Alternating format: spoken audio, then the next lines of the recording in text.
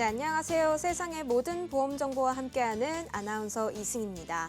저희 방송은 보험을 준비하면서 생기는 작은 고민부터 과도한 보험료로 걱정하는 분들이 한 분도 계시지 않을 때까지 보험에 관한 다양한 고민과 궁금증 함께 풀어가고 있습니다. 저희 방송은 유튜브와 네이버 그리고 카카오 TV를 통해서 다시 보기가 가능하고요. 유튜브 검색창에 NBNTV라고 검색하시면 실시간 방송도 참여하실 수 있습니다. 아울러 본방송은 정보 제공을 위한 방송입니다. 보험 서비스 및 상품 판매와 중개에는 관여하지 않습니다. 자, 그럼 보험 불만제로 지금부터 시작하겠습니다. 오늘은 두 분의 전문가가 나와 계십니다. 전문가님, 어서 오세요. 안녕하세요. 보험 전문가 김보아입니다. 네, 보험은 가입을 하시고 준비하시는 것도 굉장히 중요하고요. 그리고 또 유지하시는 것도 당연히 중요합니다. 자, 근데 전문가인 제가 봤을 때는 어떤 보험을 가지고 있느냐가 굉장히 중요하거든요. 그래서 내가 내는 보험료 대비 내 보험이 값어치를 충분히 하는가? 저는 이게 가장 중요하다고 봅니다. 요즘 드라마 중에 그거 있더라고요. 뭐 지옥에서 온 판사? 네. 네네. 우리 시청자님들의 보험을 판단하기 위해 지옥에서 온 설계사 명동의 전문가입니다.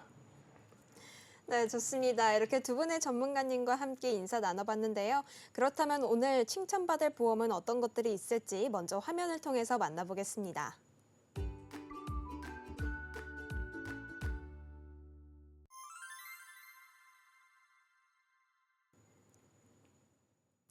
네, 이번에 칭찬받을 보험은요, 바로 간병보험입니다. 이 내용에 대해서는 김보아 전문가님께서 준비해 주셨다고 하는데요. 어떤 내용 소개해 주실 예정일까요? 네, 앵커님, 요즘에 간병 관련된 뉴스가 굉장히 많이 나오고 있는데요. 네네. 간병으로 인해서 경제적인 파산에 이른다거나 아니면 정신적인 스트레스가 너무 과해서 독박이란 단어 아니면 살인까지 극단적이고 무서운 단어가 포함된 이제 헤드라인이 되게 많았어요. 이제 그런 뉴스들을 보면서 어떤 생각을 하셨을까요? 사실 이 독박이라는 단어가 원래는 육아에 많이 붙어서 나오는 거를 뉴스에서 많이 접했는데 이제는 독박, 간병까지 나온다는 게 참 누군가를 혼자 케어해야 한다는 게 얼마나 힘든 일인지 이런 점들이 좀 간접적으로 체감이 됩니다. 네, 맞습니다. 간병은 파산, 그리고 독박 간병, 그리고 간병 살인 등 무서운 단어들이 굉장히 많이 쓰이는데요. 그만큼 간병이라는 게 얼마나 힘든지 저희가 단어로도 이제 전달되는 것 같습니다. 특히 간병이 필요하거나 지금 현재 하고 있는 100% 중에 65세 이상이 80%를 차지한다고 합니다. 전 세계적으로 노인 인구 증가수를 보면요. 우리나라만의 이야기는 아닙니다. 다음 그래프를 보시면요. 2000년대부터 2050년까지 65세 이상 노인 인구 비율을 나타낸 표입니다. 7% 이상이면 고령화 사회라고 하고요. 14% 이상이면 고령 사회, 20% 이상이면 초고령 사회라고 하는데 우리나라는 이제 내년 2025년에 초고령화 사회에 진입합니다. 그리고 25년 뒤에 3명 중에 1명 이상이 노인인 나라가 됩니다. 그렇다고 노인이 무조건 간병이 필요한 건 아니지만 여기서 만성질환을 갖고 있는 노인이라면 간병이나 치료가 필요할 것으로 보입니다. 다음 표에서는 65세 이상 만성질환을 갖고 있는 질환자 수인데요. 없음부터 중복으로 3개까지 선택할 수 있습니다. 65세 이상, 75세 이상, 85세 이상 모두 만성질환을 3개 이상 가지고 있는 노인이 절반 정도 되는 것으로 확인할 수 있는데요. 의료 발달로 평균 수명이 증가하면서 65세 인구 비율이 높아졌습니다. 만성 질환과 치매 등 질병 발생률이 높아져서 의료 및 간병 서비스의 수요가 매우 커지고 있습니다. 우리나라 65세 인구 수는요, 980만 명 정도 되고요. 약 1000만 명 정도 되는데 서울시 인구라고 보시면 되겠습니다. 2명 중에 1명이 3개 이상의 질병을 갖고 있다면 앞으로 500만 명이 간병이 필요할 수 있는 예비 간병 환자라고 볼 수 있고요. 국내 현재 간병인은 이제 4만 명 정도로 추정이 되는데요. 수요와 공급이 너무 맞지 않아서 간병비가 오른 이유 중에 가장 큰 이유라고 볼 수 있겠습니다. 다음은 보건복지부가 2023년 평균 간병비를 12만 2천 원으로 기준으로 발표를 했습니다. 평균 간병비는 12만 원에서 이제 15만 원 중에 책정이 되었고요. 12만 원씩 30일로 계산을 하면 한 달에 370만 원 이라는 간병비가 들고요. 가족들이 매달 부담하기에는 굉장히 크죠. 그렇다고 가족들이 책임지고 간병하는 것 또한 문제가 발생합니다. 모든 가족이 돌아가면서 간병을 하지만요. 상황상 회사에 매번 월차 쓰고 반차 쓰고 휴가 쓰고 하는 것도 이제 회사의 눈치도 사실 많이 보이고요. 이런 게 계속 반복되다 보면 보통은 가족 중에 한 명이 다니던 직장을 퇴사하고 퇴직 간병을 하게 됩니다. 그리고 국가 지원을 받아서 반나절 정도는 재가 요양 혹은 주간보호센터 등의 도움을 받기도 합니다. 앵커님, 그렇다면 거기서 이제 어떤 문제가 발생할까요? 우선은 말씀해주신 내용을 들어보니까 경제적 그리고 정신적인 부담이 굉장히 클 것 같습니다. 사실 간병비가 크게 부담이 되기 때문에 이를 해결하기 위해서 좀 가족이 대신해서 좀 관리를 하고 케어하기를 선택할 것 같은데요. 그렇게 됐을 때 한 명이 이를 다 전담으로 해서 돌보게 된다는 건 너무 힘든 일일 것 같고요. 사실 뭐 육아나 뭐 간병 마찬가지로 언제 어떤 일이 생길지 모르는 것 중 하나다 보니까 퇴근이 어떻게 보면 없는 부분이라고 생각이 들어지거든요. 게다가 또 어른의 몸을 책임진다는 게 이 부담과 어떤 힘듦이 계속해서 좀 가중되고 있는 상황인 것 같습니다. 네, 가족 중에 한 명이 직장을 그만두고 전담 간병을 맡게 되면 그 가족의 경제적 상황이 크게 악화될 수 있습니다. 퇴직 간병이라는 현상 자체도 큰 문제인데요. 간병을 위해서 생계를 포기하는 상황이 점점 늘어나고 있습니다. 직장을 그만둔다는 것은 단순히 당장의 소득을 잃는 것뿐만 아니고 미래의 경제적인 안정까지 위협받는다는 것을 의미합니다. 이러한 상황이 장기화되면 결국 간병 파산이라는 극단적인 결과로 이어질 수 있고요. 소득이 끊기고 간병 비용은 계속 발생하면서 가족 전체가 경제적인 압박에 시달리게 될 텐데요. 간병에 드는 비용은 상당히 높은데 한 달이면 수백만 원까지 불어서 가족들이 이를 감당하기 어려운 실정입니다. 실제로 간병 시에 걱정되는 점을 조사했습니다. 보시면 역시 경제적인 부담이 가장 높죠. 다음으로는 정신적인 스트레스나 우울증, 가족 간의 갈등, 직업이나 학업 유지 제한 등이 꼽혔고요. 전체 중에 가족을 간병하는 사람 10명 중에 6명 정도는 우울증 치료가 필요한 것으로 나타났습니다. 경제, 정서적 모두 우려되는 걱정과 현실이 정확하게 일치되는 부분입니다. 그렇다면 간병에 대해서 걱정도 많고 스트레스도 많은데 실제로 얼만큼 준비되어 있을까요? 간병에 대해서 이제 경제적으로 준비되어 있는 부분은 100% 중에 27%, 30%도 안 됩니다. 그리고 그렇다면 민간간병보험은 어떻게 준비되어 있을까요? 보시면 아시겠지만 10명 중에 여기도 3명조차 되지 않습니다. 29% 정도인데요. 언제든 소화기의 필요성은 잘 알고 있는데 제대로 준비되지 않았다고 보시면 될 것 같습니다. 우리가 간병에 대해서 걱정은 하고 있지만요. 그냥 걱정으로 남겨두고 대비가 되지 않으면 알고도 준비하지 못한 본인과 가족들은 간병의 늪에서 지금을 눈물로 이제 후회하게 될 수도 있습니다. 누구나 꼭 준비하셔야 되고요. 본인과 가족의 간병에 대해서 꼭 대비하시길 권유드리겠습니다. 네, 이렇게 좀 경제적이고 정신적인 피해를 최소화하기 위해서는 보험으로의 대비가 필수적인 것 같습니다. 그렇다면 전문가님, 간병보험은 어떤 거를 선택해서 어떻게 준비하면 될까요? 네. 민간 간병보험은 이제 두 가지로 나눌 수가 있는데요. 첫 번째는 간병인이 필요한 경우, 그 다음에 진단받거나 치료할 경우, 이렇게 두 가지로 볼 수 있습니다. 먼저 간병인을 사용한다고 봤을 때 간병인, 사람이 지원되는 경우가 있습니다. 48시간 내에 요청해 주시면 요청한 병원으로 간병인이 직접 오는 특약이고요. 갑자기 이제 하루 이틀 간병이 필요하다라고 했을 때는 지원받기 조금 어려울 수 있지만 간병인을 일단 알아보지 않고 신청만 하면 된다는 아주 큰 장점이 있고요. 반대로 회사에서 정한 간병인이 오기 때문에 간병인과의 불편함이 있을 경우에 변경하고 싶을 경우 교체가 쉽지 않을 수 있습니다. 그리고 이제 갱신형 특약으로 되어 있기 때문에 보장을 받는 내내 보험료를 납입하셔야 되고요. 갱신 주기가 도래하면 보험료 상승 또한 고려해 볼 문제입니다. 간병인 지원은 이제 정확한 수술 날짜가 정해져 있는 경우, 간병이 예정된 경우엔 아주 효과적인 특약입니다. 그리고 그 밑에 있는 간병비 지원입니다. 위에는 간병인 사람이 왔었고요. 간병비는 간병인을 파견업체에 요청해서 사용해 주시면요. 그거에 응당한 서류를 제출하고요. 간병비를 돈으로 받는 형식입니다.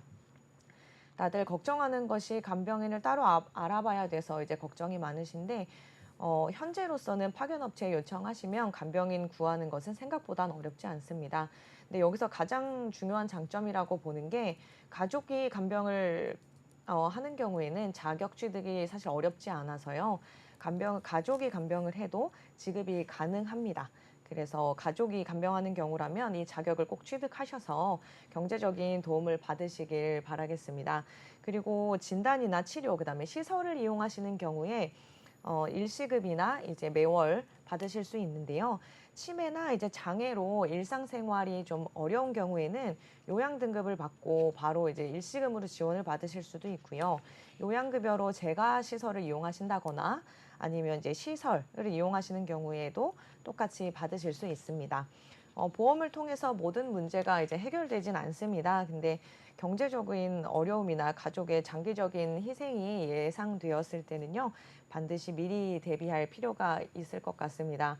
간병은 누구에나 닥칠 수 있는 상황이고요.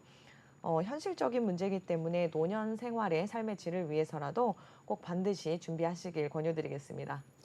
네, 좋습니다. 이 간병보험에 대한 여러 가지 케이스들을 좀 소개해 주셨는데요. 우선은 내가 어떤 상황인지에 따라서 간병 시에 지급을 받을 수 있는지 혹은 진단이나 치료를 받을 때 지급을 받을 것인지를 선택할 수 있고 간병 시에 지급받는 상황에서는 사람을 지원을 받을 거냐 혹은 비용을 지원을 받을 거냐 이 부분에 대해서도 좀 나뉠 수 있다라는 이야기를 말씀해 주셨습니다. 사실 어떤 것이든 각자의 장단점이 있기 때문에요. 상황에 맞게 꼭 잘 선택하셔서 준비하시면 좋겠습니다.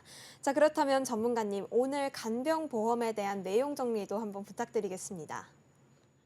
네, 오늘 기억하셔야 될 사항은 두 가지 있습니다.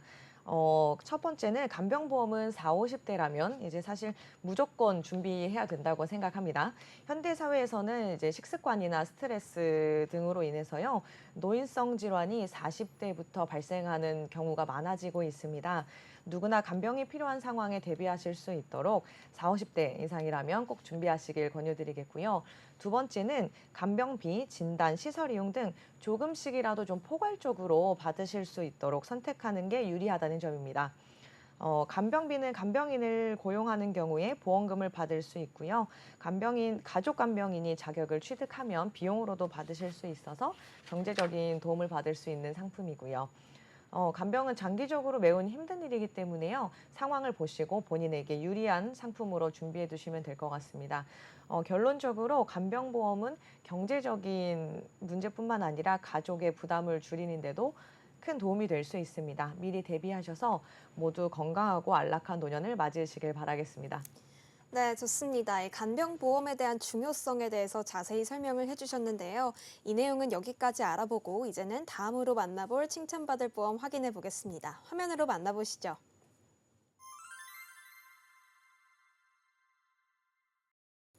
네, 이번에 이야기 나눌 주제는요, 보험 가입 순서입니다.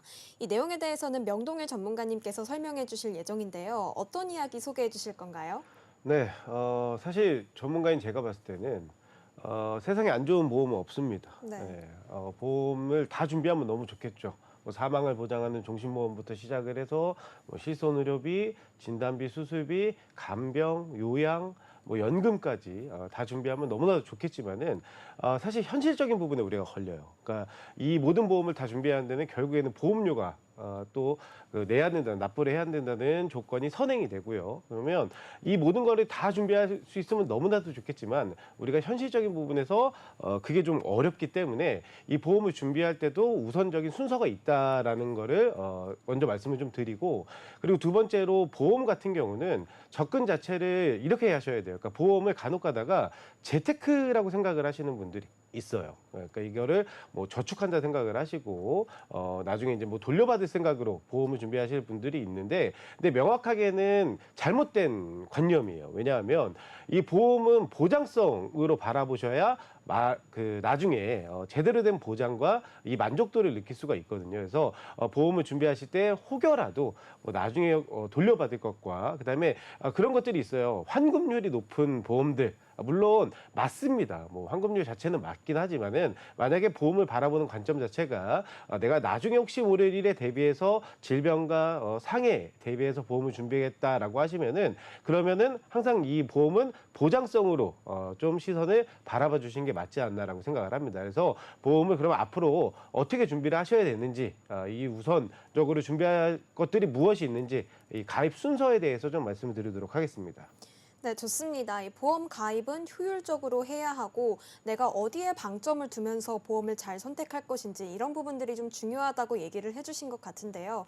네, 좀 전에 일단 말씀해주신 내용에서 보험을 가입하는데 순서가 있다고 그렇죠. 하셨거든요. 네. 좀 어떤 순서들이 있는지 궁금합니다. 자, 일단 첫 번째로 저희가 항상 말씀드리는 거는 실손 보험이에요. 뭐 실비 보험이라고도 하고 실손 의료비라도 하고 여러 가지 명칭으로 불리는데, 항상 저희가 말씀드리는 게 이 실손 의료비 보험을 첫 번째로 말씀을 드립니다. 이유가 뭐냐면 실손 의료비 보험은 간단하게 보시면 돼요. 그러니까 지금 제2의 거의 뭐 국민건강보험이다라고 불릴 정도로 가입자가 굉장히 많거든요. 이미 많은 분들이 준비를 하셨습니다. 자, 근데 이 실손의료보험을 왜 저희 전문가들이 항상 첫 번째로 놓고 첫 번째로 준비를 해야 된다라고 말씀을 드리냐면, 단순해요. 보장 범위가 제일 넓기 때문입니다. 자, 원래 이 보험이라는 거는 어떠한 이제 조건들이 충족을 해야 돼요. 예를 들어 뭐 진단비 보험이다라고 하면은 해당 질병에 대한 의사로부터 진단을 받아야 보장을 받을 수 있는 거고요. 수술비 보험이다라고 하면은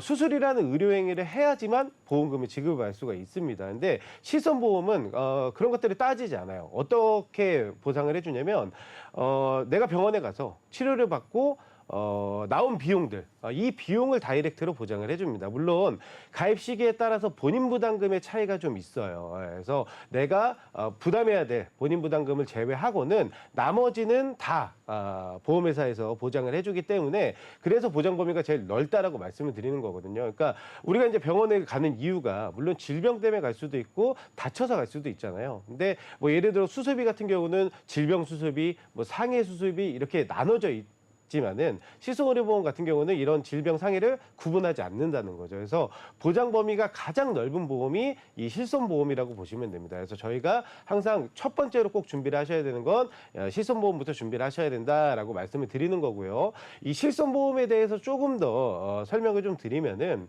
가끔 가다가 이 실손보험이 만능이라고 또 생각을 하시는 분들이 있어요. 이 보험만 있으면 사실 뭐 진단비가 왜 필요하고 수술비가 뭐가 필요하냐. 어차피 내가 병원 가서 치료받고 약 타오면은 다 보장을 해주더라. 네네. 이렇게 얘기하시는 분들이 있는데, 물론 맞습니다. 틀린 말은 아니에요. 근데 이 실손보험이 정말 좋은 보험이면서 정말 치명적인 단점이 하나가 있는 게 뭐냐면, 얘는 갱신형밖에 없다는 거예요. 그래서 나중에 이 보험을 끝까지 유지할 수 있는 분은 사실은 없지 않을까. 그래서 이 실손보험은 첫 번째로 무조건 가져가실 때 또 이 실손만 맹신하셔가지고 뭐 진단비나 수술비 이런 다른 보장성 보험들을 준비를 소홀히 하신다라고 하면은, 나중에 이 실손보험이 보험료가 정말 많이 올라가서 내가 더 유지가 좀 어려울 때, 그때 새로 보험을 또 드시거나 준비를 다시 하셔야 되는데, 그렇게 되면 이미 보험료나 이런 것들이 많이 올라가 있겠죠. 그죠? 그리고 혹시라도 많이 아프시거나 다치셨다고 하면은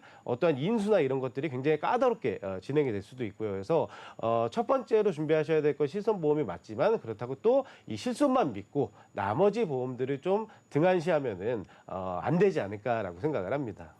네, 좋습니다. 이 국민보험이라고 불리는 실손보험에 대해서 좀 설명을 해주셨는데요.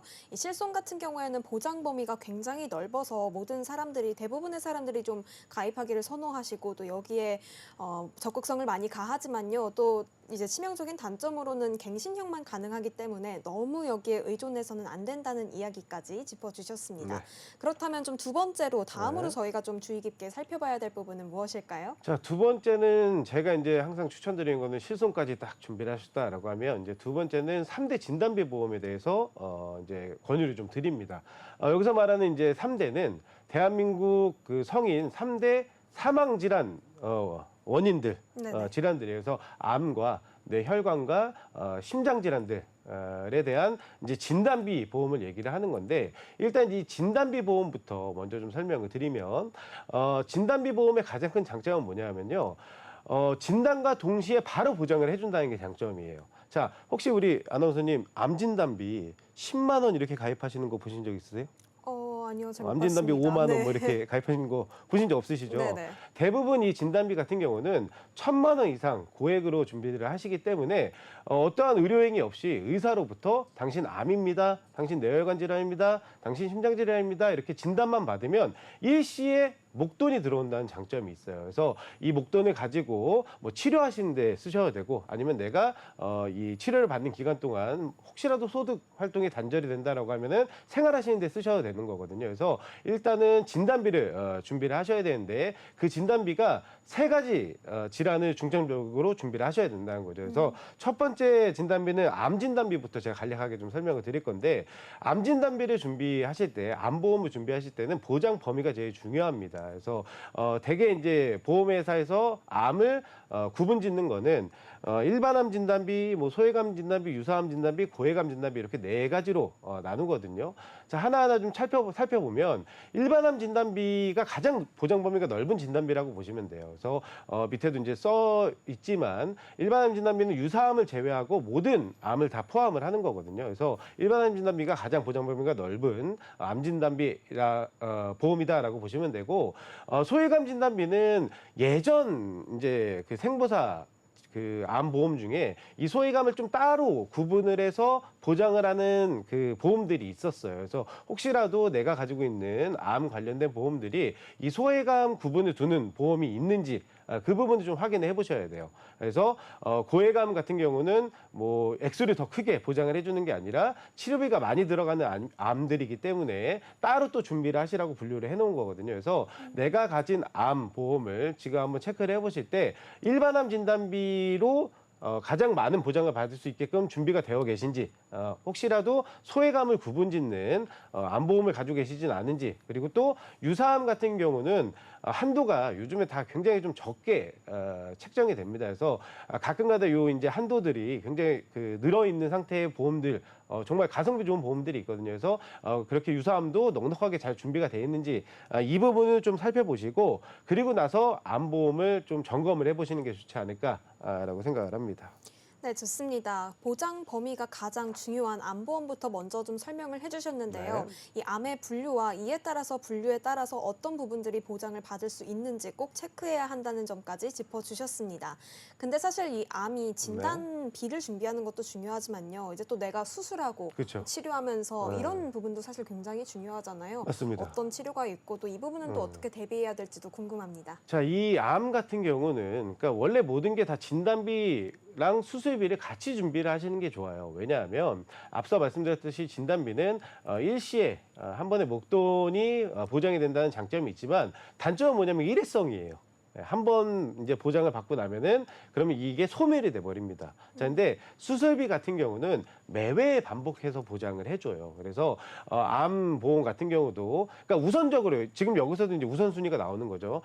이제 제가 생각했을 때 제 개인적인 견해로는 일시에 목돈을 보장을 받을 수 있는 진단비를 우선적으로 준비를 하시고 여기서 이제 추후에 더 뭔가 이제 보장을 원하시고 여유가 되신다라고 하시면 이제 수술비까지 같이 준비를 하시면 좋은 거고요. 그리고 또 요즘에는 예전과 다르게 이 암 치료를 구분짓지 않는 암 치료 특약 보험이라는 것들이 또 많이 나왔습니다. 그래서 예전 암 보험을 가지고 계시거나 암 보장을 가지고 계신 분들은 치료법에 다 특약들이 나눠져 있어요. 그러니까 뭐 항암 치료면 항암 치료 가입비 얼마, 아니면 뭐 암 수술비 가입비 얼마, 아니면 뭐 방사선 치료 가입비 얼마 이런 식으로 치료가 다 구분이 되어 있었거든요. 근데 요즘에 이게 굉장히 핫한 보험입니다. 최근에 출시되기 그렇군요. 시작한 보험이거든요. 최근에는 이 암 치료를 다 통합을 해가지고 어떤 치료를 받던 보장을 해주는 그런 암 보험이 또 나오고 있어요. 그래서 우선적으로 이 암 보장 같은 경우도 첫 번째로는 진단비를 준비를 하시고 그 다음에 이 암 치료 특약이라든가 이런 수술 관련된 그리고 또 치료 관련된 보장들을 챙겨가시면은 암 쪽으로는 완벽하게 좀 보장을 대비할 수 있지 않을까라고 생각을 합니다. 네, 좋습니다. 암보험을 준비하기 위해서는요, 우선 진단비를 좀 선행적으로 준비하는 것이 좋다라고 그렇죠. 말씀을 해주셨고, 진단비와 수술비 같은 경우에는 지급 횟수가 좀 상이하기 때문에 상황을 좀 잘 판단하시고 여유가 되신다면 수술비까지 대비를 하시는 것이 좋다라고 말씀을 해주셨고요. 네. 또 치료 특약 보험 같은 경우에 이제 갱신이 되었는데 통합되었기 때문에 이 부분까지 좀 놓치실 수 있으니까 주의 깊게 살펴보시면서 대비를 하시면 좋을 것 같습니다. 자, 그렇다면 암에 이어서 아까 혈관 질환들도 네. 좀 언급을 해주셨잖아요. 이 부분은 어떻게 준비해야 될까요? 자, 심장 질환부터 말씀을 드리면 심장 질환도 마찬가지로 이제 진단비들이 있어요. 근데 이제 보험회사에서 나누는 이 특약들이 급성심근경색 뭐 진단비, 수술비, 그리고 허혈성 심장질환 진단비, 수술비 이렇게 이제 구성이 돼 있었거든요. 여기까지는 심장 혈관 관련된 질환입니다. 그래서 협심증, 대표적인 심혈관 질환인 협심증까지는 이렇게만 준비를 하셔도 완벽하게 예전에는 혈관 질환에 관련돼선 보장이 가능했었는데 보험도 저는 이제 핸드폰이랑 똑같다고 생각을 합니다. 네. 예전에 제가 어렸을 때 핸드폰이 처음 나왔을 때는 그때는 사실 전화 기능만 있었거든요. 네. 근데 이게 이제 문자라는 기능이 또 생기고 그리고 또 요즘에 이제 뭐 인터넷부터 시작해서 뱅킹 뭐 다 하잖아요, 핸드폰으로. 그쵸, 그죠? 네. 그러니까 보험도 마찬가지로 시대의 흐름에 따라서 시대상을 반영을 해서 계속적으로 보험들이 업그레이드가 돼서 출시를 해요. 그래서 예전에는 이 허혈성 심장 질환이 심혈관 관련된 보장을 해주는 가장 보장 범위가 넓은 특약이었다라고 한다면 요즘에는 이 그 허혈성 심장 질환에 포함이 안 되는 또 다른 이제 다빈도 심장 질환인 뭐 부정맥이라든가 이런 것들이 다 보장이 되는 심장 질환 보험이라는 게 또 출시가 됐습니다. 이게 한 제 기억은 한 2년 정도 된 것 같아요. 1년, 2년. 네네. 예, 그래서 지금 이제 이 심장 쪽 관련된 내 보험도 한번 진단비를 체크를 해보실 때는 혹시라도 내가 빠짐없이 심혈관부터 시작해서 전체적인 심장 질환에 대한 보장이 가능한 보험으로 준비가 되어 있는지 이 보장 범위를 먼저 확인을 하시는 게 우선이지 않을까라고 생각을 합니다. 네, 좋습니다. 이렇게 심장 질환은 어떻게 좀 대비를 해야 되는지 좀 설명을 해주셨는데요. 이 부분도 역시 암과 마찬가지로 보장 범위를 잘 면밀하게 판단하는 것이 가장 중요한 것 같습니다. 그렇다면 이 혈관 질환 안에서도 뇌 쪽도 있잖아요. 네, 이 맞습니다. 부분까지도 네. 설명 부탁드리겠습니다. 마지막으로 이제 뇌혈관 진단비 쪽을 살펴보면은 보험회사에서 뇌혈관 질환을 보장을 해주는 건 특약이 3가지예요. 뇌출혈, 뇌졸중, 뇌혈관 질환 이렇게 3가지를 보장을 해주는데 이 특약들의 차이는 결국에는 보장 범위입니다. 뇌출혈은 말 그대로 뇌출혈이 있을 때 그것도 이제 기태 비외상성이에요. 예. 비외상성 출혈이 있을 때만 보장을 해주는 거고 우리가 흔히 얘기하는 뇌경색증이라든가 뭐 중풍 어르신들 얘기하시는 이런 중풍 같은 것들에 대한 보장은 되지가 않습니다. 그래서 이런 보장을 받으시려면 최소 뇌졸중 뭐 진단비든 수술비든 여기까지는 준비를 해놓으셔야 되고 요즘에는 건강검진이 워낙 자주 받으시고 잘 돼 있기 네네. 때문에 사실 그 뇌혈관 질환의 전조 증상을 굉장히 일찍 캐치하는 경우가 많아요. 그래서 뭐 우리가 흔히 얘기하는 뇌동맥류라든가 꽈리 이런 것들은 이런 것들에 대한 보장까지 받으시려면 뇌혈관 질환 진단비까지 준비를 하셔야 그래야 보장이 가능하거든요. 그래서 마찬가지로 내가 어차피 보험료를 낼 의향이 있다라고 하면은 당연히 유리하게 보험을 준비하는 건 보장 범위가 좁은 게 아니라 넓게 준비할수록 나한테 유리하게 준비가 되는 거겠죠. 그래서 보장 범위가 가장 넓은 뇌혈관 질환 진단비든 수술비든 요 특약으로 잘 구성이 되어 있는지 한번 확인해 보시면 좋을 것 같습니다. 네, 좋습니다. 사실 뭐 뇌나 심장이나 같은 큰 틀에서 뭐 포함이 된다고 해서 다 같은 질환이니까 뭐 비슷한 질환이니까 다 좀 비슷하게 보장을 받을 수 있지 않을까? 이렇게 좀 생각하지 마시고요. 어떤 것들이 어떤 보장을 받을 수 있는지 좀 면밀하게 잘 그렇죠. 살펴봐야 한다는 점까지 짚어주셨습니다. 자, 그렇다면 다음으로 좀 저희가 중요하게 생각해야 될 부분은 어떤 게 있는지도 궁금한데요. 네. 다음은 뭐가 있을까요? 자, 일단 첫 번째 실손 말씀드렸고요. 네. 두 번째 3대 진단비 말씀드렸습니다. 세 번째는 각종 수술비 특약들이에요. 가끔 이제 제가 이 수술비를 현장에서 우리 시청자님들 만나가지고 이렇게 쭉 설명을 드리다 보면은 보험에 조금 관심 있으신 분들은 제가 수술비 얘기를 꺼내자마자 대번에 한 보험을 가지고선 저를 이제 막 그 몰아세우기 시작을 하세요. 어떤 네. 보험 가지고 얘기를 하시는지 혹시 감이 안 오시나요? 잘 모르겠는데요. 네. 어떤 부분 때문일까요? 우리가 아까 잠깐 얘기했지만은 이 실손보험 가지고 얘기하시는 분들이 굉장히 많습니다. 어차피 내가 뭐 질병 수술비든 상해 수술비든 준비를 안 해도 내가 수술하면은 실손보험에서 다 보장이 될 텐데 왜 내가 굳이 이 수술비를 준비를 해야 되느냐라고 물어보시는 분들이 진짜 있어요. 그리고 또 뭐 그분들 말씀이 틀린 얘기는 아닙니다. 자, 그런데 왜 저희가 수술비를 또 세 번째로 준비를 해야 된다라고 말씀을 드리냐면은 첫 번째 이유는 아까 제가 말씀드린 이유입니다. 이 실손보험을 끝까지 유지하실 수 있는 분은 없지 않을까. 그러니까 뭐 만약에 뭐 우리 삼성의 이재용 회장님 정도 되신다고 하면은 굳이 유지하시겠다고 하면은 네. 그분은 가능하실 수 있을 것 같은데 보편적인 일반적인 사람들 입장에서는 이 갱신된 보험료가 해지하기 전까지는 계속 보험료가 올라가기 때문에 아마 이걸 끝까지 유지하기는 어렵지 않을까라고 생각을 하는 거거든요. 그래서 그때를 대비해서 이 수술비 보험을 같이 준비하실 것을 권유를 드리는 거고요. 그리고 또 이 수술비 보험이 굉장히 가성비가 좋은 보험입니다. 이유가 뭐냐면 진단비 보험 같은 경우는 사실 보험료가 좀 비싸요. 보험료가 좀 비싼데 이 수술비 보험 같은 경우는 보험료가 굉장히 효율적이거든요. 그래서 굉장히 좀 그 효율적인 보험료로 매회 반복 보장이 되기 때문에 한 살이라도 좀 보험 나이가 어리실 때 이 실손과 그 수술비를 같이 준비를 하신다라고 하면은 그러면은 우리가 어차피 정액 보상이기 때문에 시설에서 보장이 나왔다고 해가지고 수술비에서 보장이 안 나가는 게 아니거든요. 그러면 같이 보장을 받으시면은 더 큰 보장을 받으실 수 있어서 저희가 세 번째로 항상 수술비를 같이 준비하셔야 된다라고 말씀을 드리는 거고, 그럼 이 수술비는 어떤 보험들을 준비를 해야 되느냐? 얘도 똑같아요. 보장 범위입니다.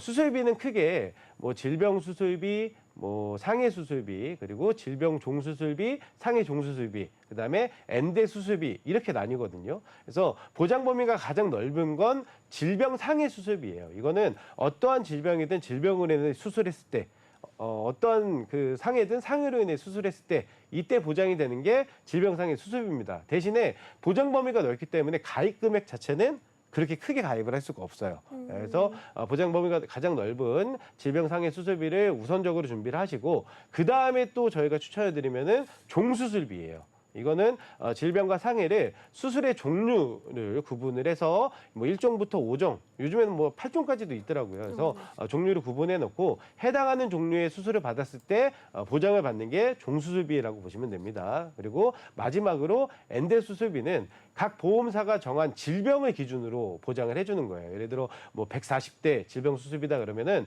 보험사에서 정한 140가지 질병으로 수술을 했을 때 그때 보장을 해주는 게 이 수술비거든요. 그래서 아까 제가 말씀드렸던 이 합리적인 보험료가 이 세 개를 다 준비하셔도 합리적인 보험료로 구성이 가능합니다. 그래서 질병 상해 수술비, 질병 상해 종수술비, 엔대 수술비 이렇게 꼭 세트로 한 묶음으로 같이 수술비를 준비를 하시면은 그러면은 빠짐없이 반복해서 정액 보장을 받으실 수 있다라고 말씀드릴 수가 있겠습니다.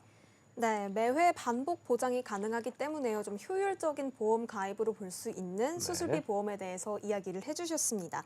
이 부분도 역시나 마찬가지로 보장 범위를 잘 살펴봐야 되는 부분이고요. 질병상의 수술비를 가장 먼저 좀 선택해서 가입을 해주시는 것이 좋다라는 이야기까지 말씀해 주셨습니다. 자, 그렇게 이렇게 좀 세 가지 좀 말씀을 해주셨는데요. 저희가 또 보험을 잘 가입하고 효율적으로 가입하기 위해서 또 다르게 살펴봐야 될 부분들이 있을까요?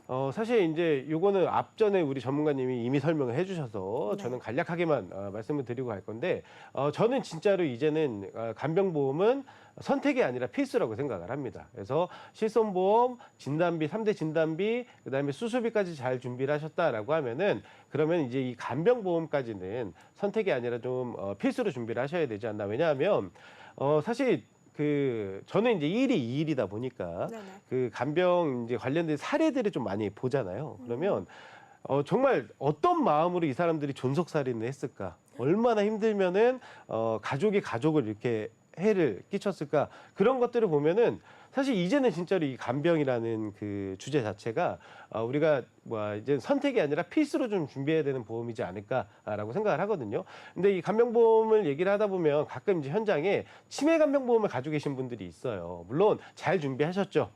근데 조금 아쉬운 거는 이 치매 간병보험은 말 그대로 치매라는 질환이 발생을 했을 때만 보장을 해주는 거기 때문에 폭넓은 간병보험이라고 볼 수는 없습니다. 그리고 옛날에 이 간병보험을 준비하셨던 분들 그 당시에는 이제 요양보험이라고 많이 얘기를 했었죠. 근데 그 당시에 요양보험들은 그 보장을 해주는 조건이 요양등급 1, 2등급 판정 시에만 보장을 해주는 경우가 굉장히 많았거든요. 근데 이 1, 2등급 판정받기가 사실 굉장히 어려워요. 그래서 보편적으로 우리가 간병이 필요한 상황에서 어떠한 이제 간병에 대한 보장을 받으시길 희망을 하신다라고 하면은 간병보험을 준비를 하시는 게 이제는 진짜 필수이지 않나라고 생각을 합니다. 그래서 실손보험, 진단비보험, 수술비보험, 요 간병보험까지 요 네 가지가 보험을 준비하시는 보장성 보험을 준비하시는 보험 가입의 순서이지 않을까라고 생각합니다.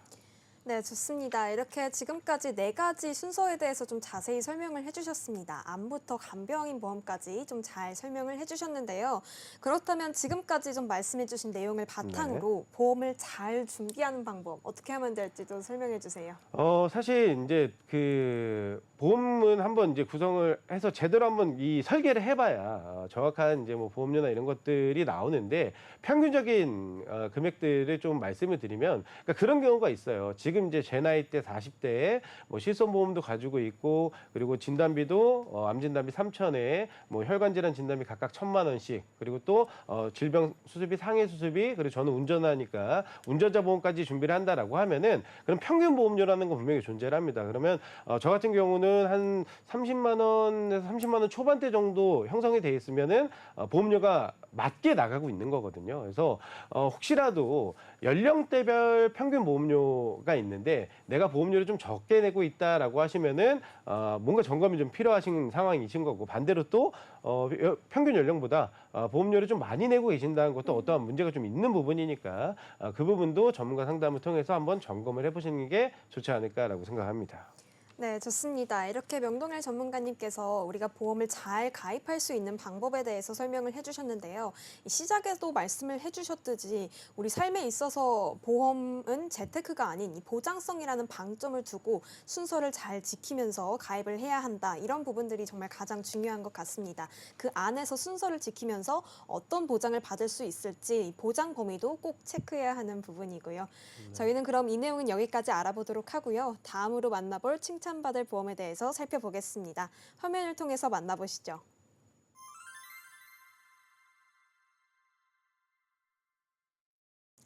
네, 이번에 만나볼 칭찬받을 보험은요, 보장 분석의 필요성입니다. 이 내용은 좀 어떤 내용이 이어질지 궁금한데 어떤 부분들 설명해 주실 건가요? 네, 이어지는 부분이죠. 그래서 보험 가입을 내가 어떻게 준비를 해야 되는지 앞서 설명드렸다면은 그러면 이제 내가 갖고 있는 보험들을 한번 점검을 해봐야 되지 않나라고 생각을 해서 준비를 해봤고요.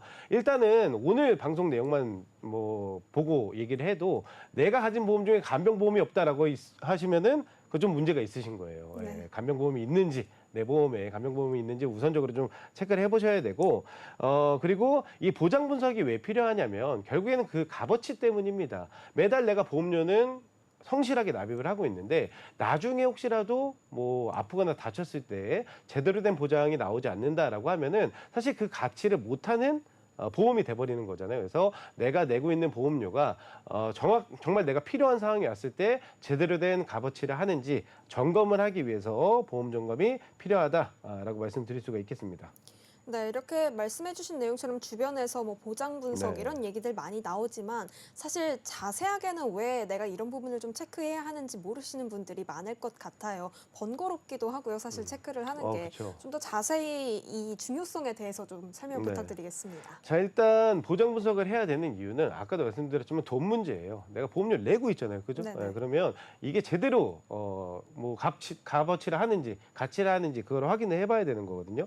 자, 제가 항상 상담을 다니면서 제일 안타까운 부분이 뭐냐면 사실 이 보험이 우리나라 사람들 참 신기해요. 그러니까 이게 작은 돈이 들어가는 게 아니거든요. 그러니까 그쵸. 우리가 예를 들어 뭐 보험료를 한 달에 5만 원씩 낸다라고 하면은 대개는 뭐 1년 내고 끝나는 게 아니라 장기로 보험료를 내잖아요. 그죠? 맞습니다. 그래서 뭐 15년, 20년 이렇게 장기로 내는 보험임에도 불구하고 대개 이 가입하시는 루트나 아니면은 가입 이후에 내가 어떤 보장을 받는지 이 내용조차 모르시는 분들이 굉장히 많거든요. 그러니까 뭐 숫자로 한번 비교를 해보면 아까도 말씀드렸지만 연령대의 평균 보험료가 있어요. 뭐 지금 제가 30대니까 40대니까 숨기려고 했는데 40대니까 네. 40대 기준으로 보면 아까 말씀드렸듯이 한 30만 원 초반 40만 원대가 평균 보험료가 되는 것이 맞는데 만약에 40만 원이라고 예를 들어볼게요. 그러면 20년 납을 했을 때 총 납입하는 보험료를 따져보면 1년이면은 우리가 480만 원을 내는 거고요. 20년을 총 납입한다라고 하면 얼마를 내는 거죠? 제 숫자를 제가 계산을 못해가지고. 거의 뭐 한 5천 이상 내는 거죠. 그죠? 네네. 네. 그러니까 굉장히 고가의 그 금융 상품을 준비를 하시는 건데 근데 보장에 대한 내용도 하나도 모르고 내가 언제 어떤 상황에서 이 보험을 써야 되는지도 모른다? 이거는 좀 잘못됐다라고 말씀을 좀 드릴 수가 있는 거죠.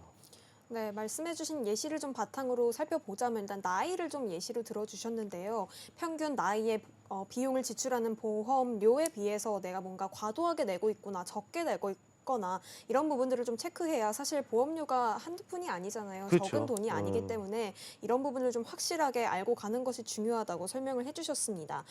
그렇다면 사실 잘 이런 부분들을 좀 체크하지 못하게 된다면 여러 가지 문제점이나 피해 사례도 굉장히 많을 네. 것 같아요. 혹시 좀 어떤 피해 사례들이 있었는지 설명해 주실 수 있을까요? 뭐 가장 대표적인 피해 사례는 결국에는 내가 보장을 받아야 되는 시점이 왔을 때 제대로 된 보장을 못 받는다는 거겠죠. 그래서 예를 들어서 그 제가 한창 이제 뭐 강남으로 출퇴근할 때는 거기 이제 보험사들이 굉장히 많잖아요. 그 앞에 추운 날씨에도 막 시위하시는 분들이 있어요. 네. 근데 그런 건 이제 팜플렛이나 이렇게 걸어놓은 현수막 같은 것들을 보면은 결국에는 보험금 지급하라는 내용이거든요. 근데 처음부터 만약에 내용에 대한 설명과 이런 것들을 제대로 인식을 한 상태에서 내가 보험을 준비를 했다라고 하면은 그럴 일이 사실 발생할 리가 없겠죠. 그래서 보험을 준비하실 때는 목적이 제일 중요합니다. 왜냐하면 내가 가입하는 목적에 따라서 일단 보험 회사 선택부터 달라지고요. 그리고 어떤 보험을 준비해야 되는지 분류가 되거든요. 그래서 처음에 보험을 준비하는 목적이 뭔지 저는 항상 체크를 하는데 근데 대부분의 분들은 이 목적도 얘기를 못 하세요. 이거 왜 드셨어요? 그러면 다 얘기를 못 하세요. 그래서 그런 부분들이 굉장히 좀 큰 문제가 될 수 있다라고 말씀드릴 수 있겠습니다. 네, 맞습니다. 사실 보험이 어떻게 보면 좀 어려운 분야라고 느껴질 수 있으니까 보통 흔히들 주변에서 그런 선택을 하기 때문에 따라서 선택하는 이러한 상황들이 좀 많은 것 같아요. 그렇기 때문에 내가 왜 보험을 가입해야 하는지 이 목적을 정확하게 판단을 해야 앞으로 어떤 회사를 가입하고 또 어떤 보험을 자세히 좀 가입을 할지 그렇죠. 방향성이 제대로 정해지는 것 같습니다. 그렇다면 이어서 보장 네. 분석을 꼭 해야 하는 이유, 또 다음은 또 뭐가 있을까요?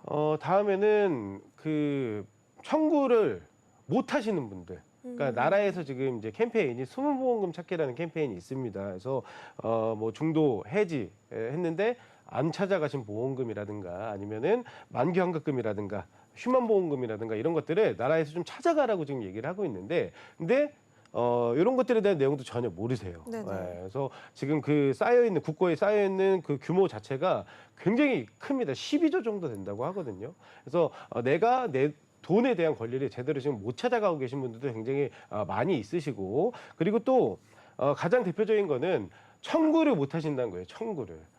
제가 이제 항상 이제 상담할 때 쓰는 문진표가 있는데 이거를 좀 작성을 해드릴 걸 좀 권유를 드리거든요. 이렇게 쭉 작성을 하시다 보면은 가끔가다 이제 치아가 이제 파절이 돼서 치료를 받으셨던 분들이 있어요. 그러면 이거는 청구하셨어요? 그러면 치아보험에 저 했습니다라고 이제 자신 있게 얘기를 하세요. 네. 그런데 전문가들이 봤을 때는 사실 치아보험은 당연히 뭐 청구 내역에 들어가 있겠지만은 골절 부분도 우리는 확인해 볼 수가 있거든요. 그래서 예를 들어 골절, 내가 준비한 골절 진단비가 치아 파절을 포함하는 골절 진단비 같은 경우는 치아보험이 아니라 일반 건강보험에서도 내가 보험금을 받을 수 있는 그게 있는 겁니다. 근데 이런 것들에 대한 내용을 전혀 모르신다는 거죠. 그래서 혹시라도 숨어있는 보험금이 있는지 아니면 내가 아직 청구를 못한 보험금이 있는지 이런 것들을 확인하시기 위해서라도 보장 분석을 한번 받아보시는 게 좋지 않나라고 생각합니다. 네, 보장 분석을 받게 되면 내가 보험금 청구권을 잘 찾아서 지급받을 수 있다라는 이야기의 중요성까지 좀 짚어주셨습니다. 이 또한 청구를 내가 제대로 받아야 하고 또 어디에 청구를 해야 될지도 확실히 알아야 하기 때문에 이 부분도 정말 보장 분석을 받아야 되는 이유 중 하나, 중요한 이유 중 하나라고 생각이 드는데요. 필요성 뭐 이외에도 좀 다른 이유가 더 있을까요? 마지막으로는 결국에는 이제 이 합리적인 보험료 부분 때문인 거죠. 그러니까 혹시라도 내가 보험료를 덜 내고 있지 않나, 내가 내 그 연령대에 대비해서 가지고 있는 보험들이 좀 부실하지 않나, 이 부분도 좀 체크를 해보셔야 되는 거고, 만약에 평균 보험료보다 많이 내고 계신다고 하면은 어디에 지출이 되고 있는지 이 부분도 확인을 해야 되는 겁니다. 그러니까 예를 들어 보험을 마냥 많이 갖고 있다고 해서 좋은 게 아니에요. 그러니까 제가 이제 상담을 다니다가 가장 많이 이렇게 또 조우하는 우리 시청자님들 사례 중에 하나가 제가 이제 그 선생님 한번 제가 보장 분석해드리겠습니다. 한번 찾아뵙겠습니다. 찾아가면은 전화상으로 그러세요. 오실 필요가 없대, 전문가님이. 자기는 보험이 완벽하다는 겁니다. 네. 그래서 뭐 어떻게 준비하셨길래 완벽하세요? 그랬더니 내가 지금 가지고 있는 보험이 30개가 넘는데요. 그래서 한 달에 보험료로 한 70만 원 내고 있다. 뭘 더 준비를 하냐 이렇게 얘기를 하시는 거예요. 네. 그래서 그래도 일단은 한번 뵙고 제가 바라보는 또 견해나 의견이 있을 수 있으니 한번 찾아뵙겠습니다 해서 만나 뵀어요. 만나 뵙고 나서 가입 내역 이렇게 다 확인해 보니까 맞아요. 30개를 갖고 계신 게 70만 원 내고 계신 것도 맞습니다. 근데 어떻게 보험을 가입하셨냐면 다 2만 원, 3만 원 그 전화로 드는 보험들 있죠. 네네. 그리고 홈쇼핑에서 이제 광고하는 보험들, 네. 뭐 뇌출혈, 급성신경색 다 보장하는데 뭐 29,000원 막 이런 보험들 있잖아요. 네네. 그렇게 30개의 보험을 다 준비를 해놓으신 거예요. 자, 그러면 이분 같은 경우는 앞서 제가 말씀드렸듯이 보장 범위가 넓은 보험이 단 하나도 없는 겁니다. 자, 저는 분명히 모든 사물이든 뭐 그 금융상품이든 값어치란 게 존재를 한다라고 생각을 하거든요. 비싸면 비싼 이유가 있고 저렴하면 저렴한 이유가 있는 거예요. 근데 이 저렴한 보험들을 다건으로 준비를 하시면은 그러면은 저렴한 보험은 당연히 보장 범위가 협소할 수밖에 없기 때문에 정말로 뇌출혈이라든가 아니면 급성신경색 아니면은 뭐 자잘한 이제 상해 관련된 그 부분들 빼고는 보장받을 수 있는 게 아무것도 없는 거죠. 암도 그렇고 뭐 암 수술이나 뭐 질병 상해 수술비라든가 이런 것들이 전혀 없는 상태에서인데 자기가 바라봤을 때는 건수도 굉장히 많이 가입을 했고 금액도 70만 원이면 적게 되는 게 아니니까 그러니까는 당연히 난 보험 가입을 잘했겠지라고 생각을 하시는 거거든요. 그리고 또 반대의 경우도 있어요. 예를 들어 이제 그 제가 뭐 40대 평균 보험료는 한 40만 원 정도 내셔야 되는데 이분은 8만 원밖에 안 내고 계셔. 네. 그럼 이제 가서 찾아뵈면은 뭐 당연히 실손보험 하나 가지고 계시고 뭐 이런 그 저렴한 보험들, 보장보험 협소한 보험들 몇 개 이렇게 가지고 계십니다. 그러면 그분도 그분대로 또 잘못돼 있는 거예요. 왜냐하면은 만약에 나중에 내가 아프거나 다쳤을 때 가족에 계신 분들은 분명히 가족들한테 그게 뭐 의무로든 양이로든 또 피해가 갈 것이고 그리고 혼자 계신 분들 같은 경우는 더 그렇죠. 만약에 내가 진짜 크게 아프거나 다쳤을 때는 뭐 경제활동을 못할 수도 있는 상황이 올 수가 있는데 그럴 때를 대비해서 준비하는 게 보험이거든요. 그러면 저는 그런 분들은 굉장히 많이 혼을 내고 옵니다. 인생 혼자 사시는 것도 아니고 그죠? 예, 보험을 준비를 꼭 하셔야 돼요. 그러면 그분들이 이제 사정을 얘기하시는 거는 사정이 좀 녹록치 않아서 보험료까지 내기에는 좀 뭐 상황적으로 굉장히 좀 빠듯합니다라고 말씀을 하시는데 아까도 말씀드렸지만 이 40만 원이라는 40대에 40만 원이라는 금액은 평균치예요. 그러면 그럴 때는 전문가랑 상담을 하면서 최대한 그럼 내가 보험으로 한 달에 얼마 정도의 재원을 활용할 수 있는지 그 부분을 먼저 밝혀주시고 그 재원을 놓고 우리 전문가랑 상의를 해가지고 가장 그 또 안에 그 재원 안에 보장 범위가 넓고 나중에 진짜 보장받을 수 있는 보험들로 구성을 하는 거는 얼마든지 소통으로 가능한 거거든요. 그러니까는 보험료를 적게 내시는 분도 또 보험료를 굉장히 많이 내시는 분도 이 보험 점검은 좀 한 번씩 받아보심이 좋지 않을까. 그리고 마지막으로 말씀드리면 보험도 아까 제가 말씀드렸다시피 시대상에 따라서 계속적으로 변화하고 발전을 하고 있기 때문에 예전에는 없던 보험들이 계속 나옵니다. 그러면 그런 것들 중에 옥석 가리는 건 저희 전문가들이 할 테니 한번 내용 들어보시고 필요하신 것들은 준비를 하시면은 내시는 보험료 대비 합리적인 소비가 되지 않을까라고 생각을 합니다. 네, 좋습니다. 사실 보험은 양보다 질이다. 이 점을 좀 가장 크게 강조를 해주신 것 같고요. 내가 보장 분석을 그래도 해야 좀 예산에 맞는 비용 책정이 가능하기 때문에 이 보장 분석을 통해 좀 더 합리적이고 효율적이고 현명한 선택하시기를 바라겠습니다. 자, 그럼 저희가 준비한 내용은 여기까지입니다. 저희 방송은 유튜브와 네이버 그리고 카카오 TV를 통해서 다시 보기가 가능하고요. 유튜브 검색창에 NBNTV라고 검색하시면 실시간 방송도 참여하실 수 있습니다. 아울러 본방송은 정보 제공을 위한 방송입니다. 보험 서비스 및 상품 판매와 중개에는 관여하지 않습니다. 저희는 그럼 다음 이 시간에 찾아뵙겠습니다. 시청해주신 여러분 고맙습니다.